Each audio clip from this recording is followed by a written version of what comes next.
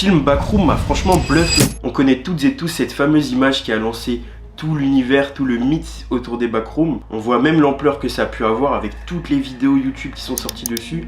Mais de là à se dire qu'aujourd'hui, on a un film hollywoodien qui est dédié entièrement aux backrooms, c'est assez dingue. J'ai été agréablement surpris, franchement le film est vraiment bon. Et surtout c'est intéressant ce qu'il met en place. Déjà la recréation des espaces liminaux, elle est vraiment bien faite, elle est fidèle, c'est immersif. Et en fait on prend plaisir, enfin peut-être que je suis chelou, hein, mais moi j'ai pris plaisir à découvrir tous les environnements, les différents niveaux des backrooms. Et c'est comme une expédition en fait, on a envie d'en voir plus. Et assez bizarrement, j'ai moins apprécié la partie avec la caméra à la première personne, je l'ai trouvé moins immersive. Et surtout, les plans, en fait, ramener une esthétique vieux caméscope, c'est bon, c'est chiant. On a l'habitude de voir des films qui recréent du found footage.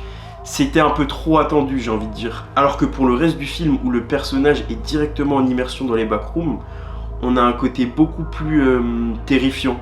Parce que réellement on le voit dans cet environnement vide, à la fois plein. On voit les dangers arriver de gauche, de droite, sans forcément avoir besoin de se représenter à travers son prisme. Et selon moi sur ce film, c'était beaucoup plus intéressant d'avoir un point de vue scopique extérieur justement à la situation. Au niveau des décors, c'est très graphique, on a pas mal de formes géométriques, de vides, de regroupement à certains endroits. Et puis ça reprend très bien le concept de l'uncanny. Pour ceux qui ne sauraient pas, l'uncanny, c'est quand quelque chose nous paraît très familier, mais en même temps il y a une petite chose qui change. Et ça justement pour le cerveau c'est très étrange. Et c'est exactement ce qu'utilise comme mécanisme le film Backroom. Il y a des architectures qui peuvent faire penser à celles de l'artiste néerlandais Escher, avec toujours ces formes impossibles. Quelque chose de très commun hein, qu'on a l'habitude de voir, des portes, des fenêtres, des escaliers, tournés d'une manière extrêmement absurde.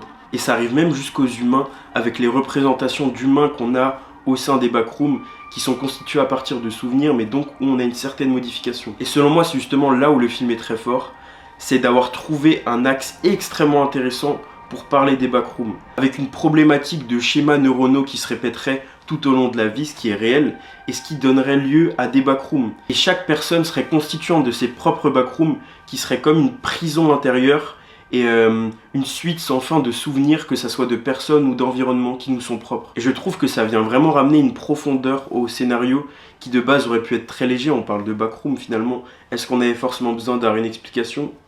En tout cas, c'est une grosse piste que nous donne le film sans pour autant nous donner de réponses toutes faites à la fin. C'était pas du spoil, là je vous ai rien spoil du film.